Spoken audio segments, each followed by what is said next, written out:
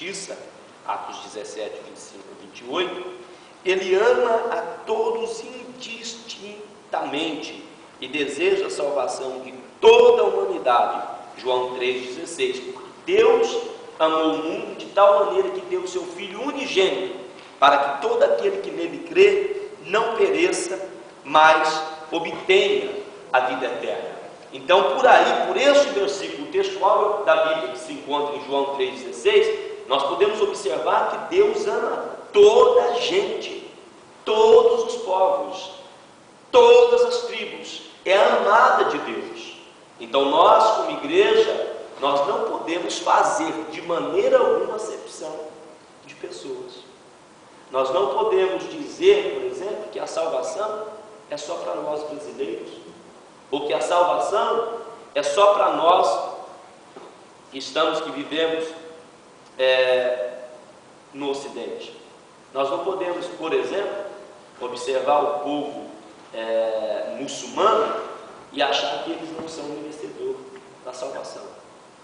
Nós temos que olhar para eles e clamar ao Senhor para que abra o entendimento, a visão, o ouvido deles, e que abra a visão deles para que eles enxerguem Cristo, não é? Para que possam ser salvos.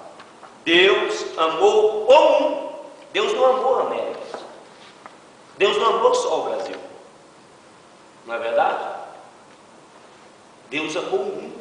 Porque a América, vamos dizer assim, a América, Estados Unidos da América e alguns países da América Central e América do Sul, inclusive o Brasil, está se libertando dia a dia da idolatria.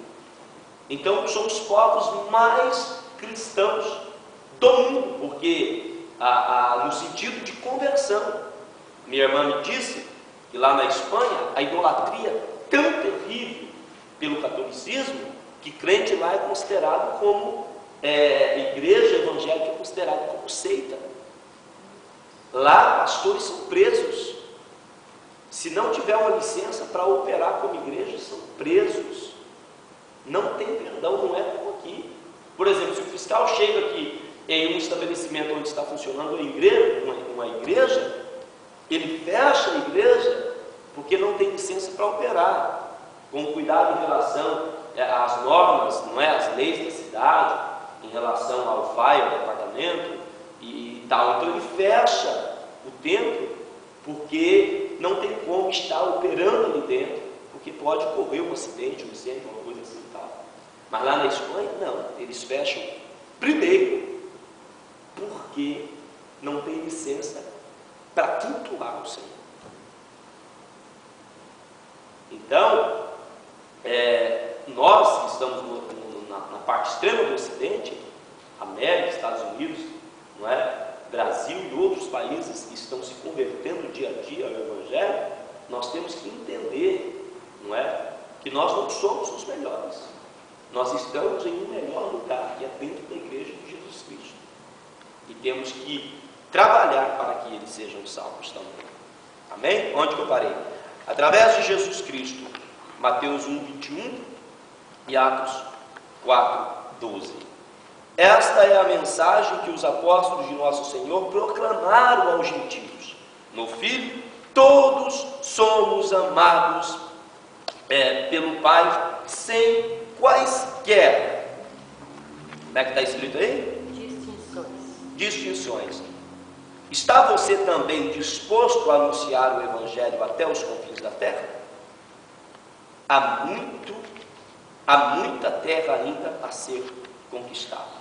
A pergunta da introdução é: irmãos, nós estamos verdadeiramente dispostos a pregar o Evangelho até os confins da terra? Será que nós estamos dispostos a isso mesmo?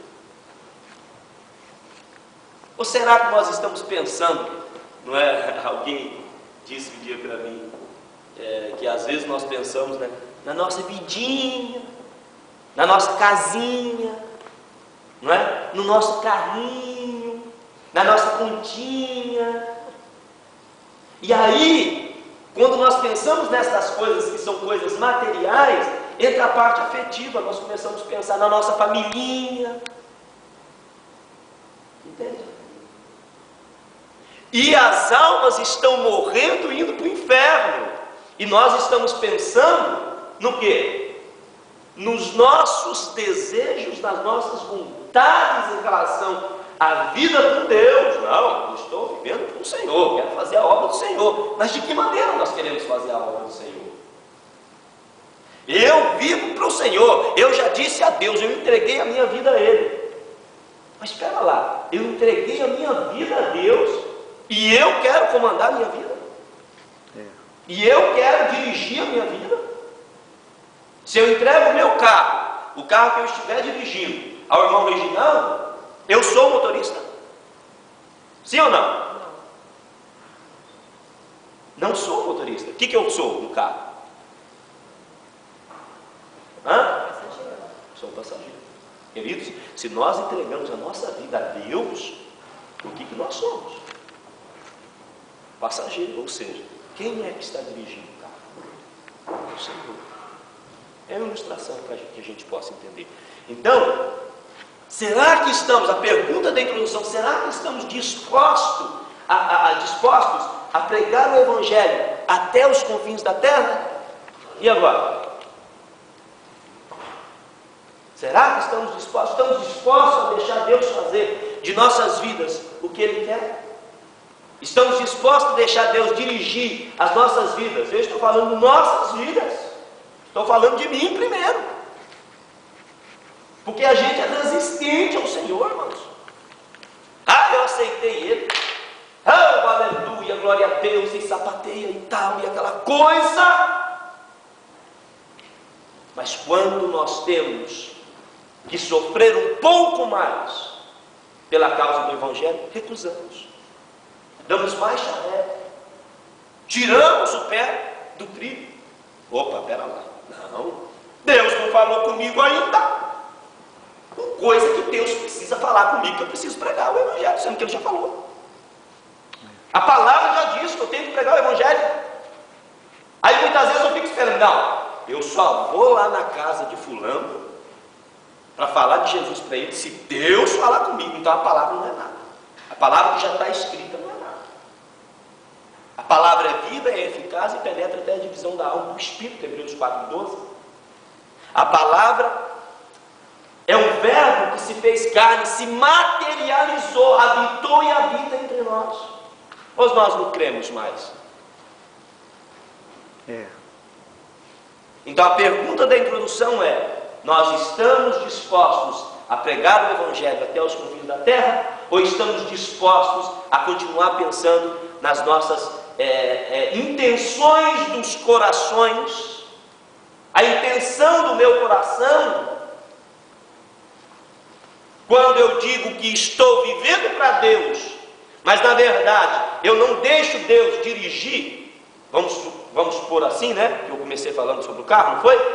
Eu não deixo Deus dirigir a minha vida. Então a intenção do meu coração é má. Se Jesus é o piloto, por que eu estou intrometendo?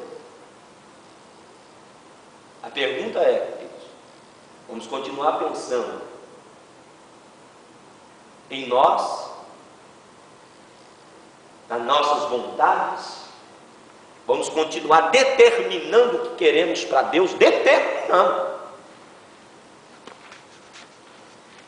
Hoje está uma onda e nós temos que tomar cuidado para não entrar nela. De palavras positivas e não só positivas. De palavras, não é? Que estão dizendo nos púlpitos, e se a gente não se cuidar, a gente entra na onda. E começamos a pensar. Às vezes tem pessoas fazendo isso, praticando isso, sem entendimento. Começamos a querer controlar Deus.